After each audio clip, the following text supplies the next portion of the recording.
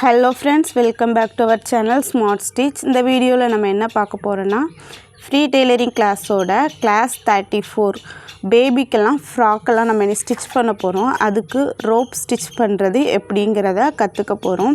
கூடவே இந்த மாதிரி ஒரு ஹேர் பேண்ட் எப்படி ரெடி பண்ணலாம் அதுக்கான ஐடியா கொடுக்க போகிறேன். கூடவே நம்ம ஸ்டூடெண்ட்ஸ் கேட்ட கொஸ்டின்ஸ்க்கான ரிப்ளையும் இருக்க போகுது. நம்மளோட ஸ்டூடெண்ட் ஒருத்தங்க கேட்டிருந்தாங்க, பேண்டு எங்களுக்கு திருப்ப தெரியலை அப்படின்ட்டு கேட்டிருந்தாங்க. அதுக்கு நல்ல டீட்டெயில்டாக நான் எக்ஸ்பிளைன் பண்ண போகிறேன். வீடியோவோட ஒவ்வொரு செகண்டும் உங்களுக்கு யூஸ்ஃபுல்லாக இருக்கும்னு நினைக்கிறேன். நம்மளோட வீடியோஸ் எல்லாம் உங்களுக்கு யூஸ்ஃபுல்லாக இருந்தால் லைக் பண்ணிக்கோங்க, நம்மளோட சேனலையும் சப்ஸ்கிரைப் பண்ணிக்கோங்க. வீடியோக்குள்ளே போகலாம். ஃபஸ்ட்டு நான் 2 பீசஸ் எடுத்திருக்கேன். 2 பீசஸோட அளவு நீளம் எவ்வளோ இருக்குன்னா 16.5 இன்ச் இருக்குது, அகலம் 5 இன்ச் இருக்குதுன்னு நினைக்கிறேன். அந்த கிளாத்தை நான் எப்படி ஃபோல்ட் பண்ணியிருக்கேன்னா ரைட் சைடு உள்ளே இருக்கிற மாதிரி ஃபோல்ட் பண்ணியிருக்கிறேன். ஃபோல்ட் பண்ணி பின் வச்சு செக்யூர் பண்ணியிருக்கிறேன். அதோட ஒரு எட்ஜை எடுத்து அதில் இருக்கிற ஓப்பன் சைடு ஓப்பனாக 2 சைடு ஓப்பனாக இருக்கிற இடத்துல 1.5 இன்ச் மார்க் பண்ணியிருக்கிறேன். நீங்கள் 1.5 தான் மார்க் பண்ணணுன்னு இல்லை, 2 கூட மார்க் பண்ணிக்கலாம். அதே மாதிரி க்ளோஸாக இருக்கிற இடத்துல 1/4 இன்ச் மார்க் பண்ணி 2ஐயும் ஜாயின் பண்ணி விடுறேன். ஓப்பனாக இருக்கிற இடத்துல 1.5 விட்டுருக்கேன், க்ளோஸாக இருக்கிற இடத்துல 1/4 இன்ச் விட்டுருக்கிறேன். நீங்கள் 2 கூட விடலாம். ஓப்பனாக இருக்கிற இடத்துல 2 கூட மார்க் பண்ணிக்கலாம். உங்களுக்கு எவ்வளோ ஸ்லோப் தேவையோ அந்த அளவுக்கு மார்க் பண்ணிக்கலாம். இப்போது நான் லைன் போட்டுகிட்டே இருக்கிறேன். லைன் கொஞ்சம் ஸ்லோப்பாக வர்ற மாதிரி, அதாவது இன்னொரு எட்ஜ் ஃபஸ்ட்டு நம்ம மார்க் பண்ண எட்ஜுக்கு ஆப்போசிட்டில் இருக்கிற இன்னொரு எட்ஜில் ஒரு 1 இன்ச் சீம் அலவன்ஸ் இருக்கிற மாதிரி மார்க் பண்ணிக்கோங்க. மார்க் பண்ணி அந்த லைனும் ஏற்கனவே ஃபஸ்ட்டு சைடில் நம்ம 1/4 இன்ச் சீம் அலவன்ஸில் தான் மார்க் பண்ணிட்டு வரோம். அந்த டாட்டையும் 2ஐயுமே ஜாயின் பண்ணுற மாதிரி ஒரு ஸ்லோப்பாக லைன் போட்டு எடுத்துக்கோங்க. சாக் பீஸில் நம்ம போடுறது இந்த கிளாத்தில் லைனே தெரியலை, ஸோ நான் கிரேயான் யூஸ் பண்ணுறேன்.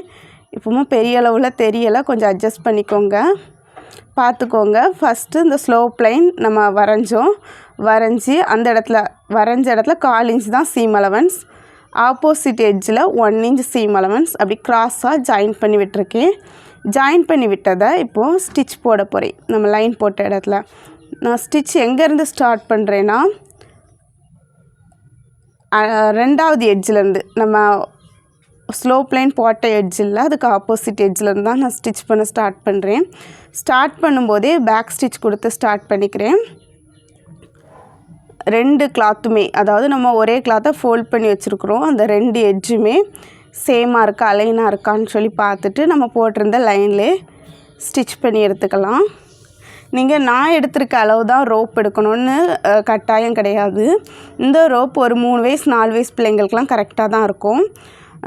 பெரிய பிள்ளைங்கன்னா இதை விட லென்த்தியாக எடுக்கணும், குட்டி பிள்ளைங்களுக்கு இந்த அளவே போதும்.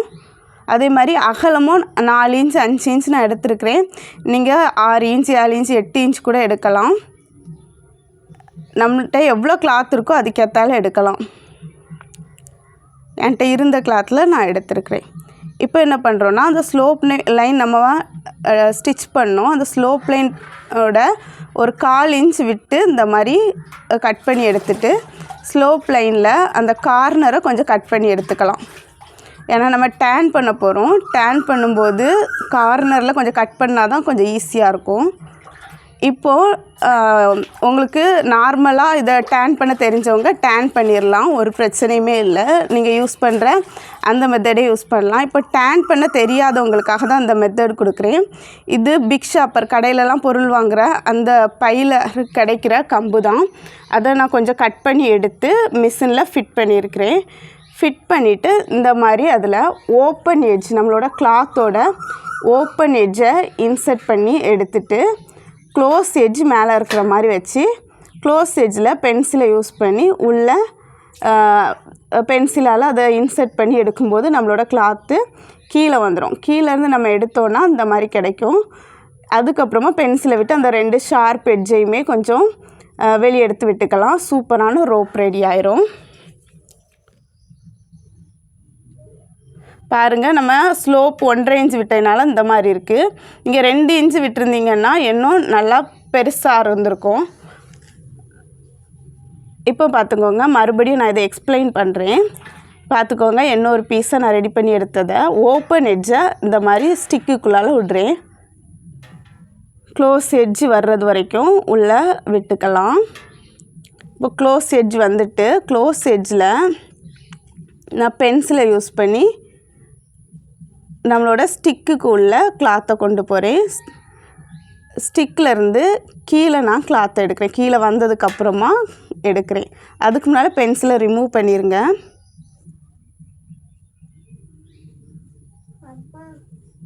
சூப்பராக 2 ரோப் ரெடி பண்ணிட்டோம். இதை தான் நம்ம ஸ்டிச் பண்ண போகிறோம் ஃப்ராக்கில், பேக் சைடு இருக்கிற மாதிரி.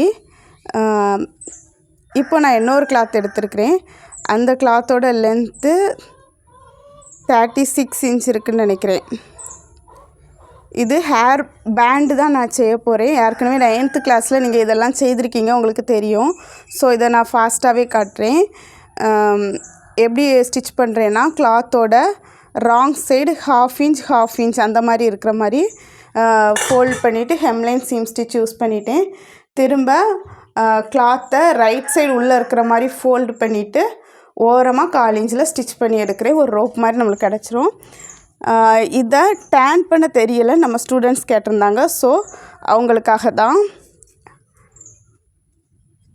இப்போ நான் ஒரு டபுள் ஸ்டாண்ட்ஸ் நூல் போட்டு ஒரு ஊசி எடுத்துருக்கிறேன். கான்ட்ராஸ்ட் கலரில் நூல் போட்டு ஒரு எட்ஜை மட்டும் க்ளோஸ் பண்ணுறேன். ரன்னிங் ஸ்டிச் போட்டு க்ளோஸ் பண்ணுறேன். க்ளோஸ் பண்ணி ஸ்டிச் நாட் போட்டு கட் பண்ணி எடுத்துக்கிறேன்.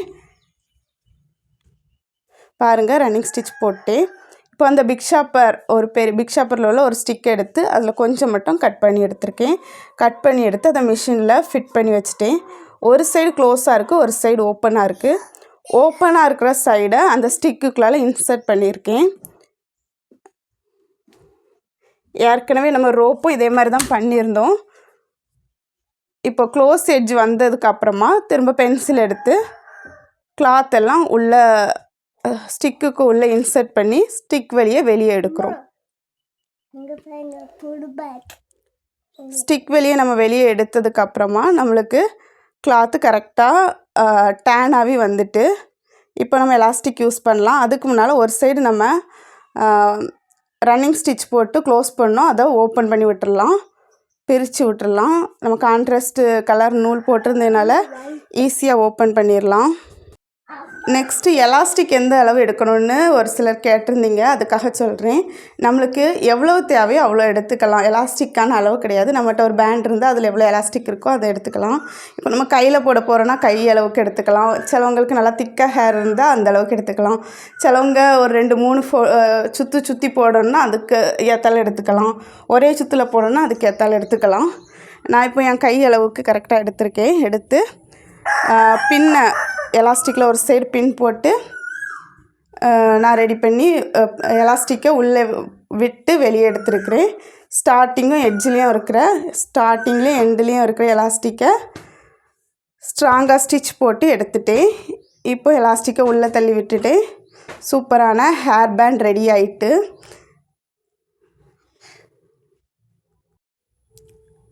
இப்போது ஹேர் பேண்டில் நம்ம ஏற்கனவே ரெடி பண்ணி வச்ச 2 ரோப்பையும் அட்டாச் பண்ணி அழகான ஹேர் பேண்டாக மாற்ற போகிறோம். ஒரு சின்ன ட்ரிக் மட்டும்தான் இது, ஒரு ஐடியா மட்டும்தான். ஏன்னா நம்மகிட்ட சாரீ கன்வெர்ட்டட் ட்ரெஸ்ஸஸ்லாம் கொடுத்துருக்காங்கன்னா அதில் இந்த மாதிரி கிளாத்தெல்லாம் மீதி வரும். அப்படி வர்ற கிளாத்தில் இந்த மாதிரி பண்ணி கொடுத்தோன்னா கஸ்டமர் ரொம்ப ஹாப்பியாக இருப்பாங்க. திரும்ப நம்மகிட்டே வருவாங்க. நிறைய பேர் இந்த மாதிரி பேண்ட் வச்சுட்டு வெளியே போகும்போதே கேட்பாங்க, எங்கே ஸ்டிச் பண்ணிங்கன்னு அவங்க சொல்லுவாங்க. உடனே நம்மகிட்ட நிறைய கஸ்டமர்ஸ் வரைக்கும் வாய்ப்பாக இருக்கும்.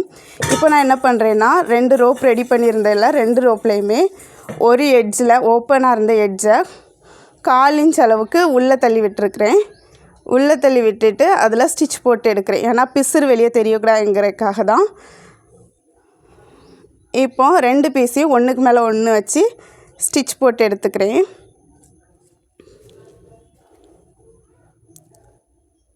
நல்லா ஸ்ட்ராங்காக ஸ்டிச் போட்டு எடுத்துக்கலாம், பேக் ஸ்டிச்செல்லாம் யூஸ் பண்ணி. இப்போ பெரிய ரோப் மாதிரி நம்மளுக்கு ரெடி ஆகிட்டு, இந்த ரோப்பை நம்ம ரெடி பண்ணி வச்சுருக்கிற பேண்டில்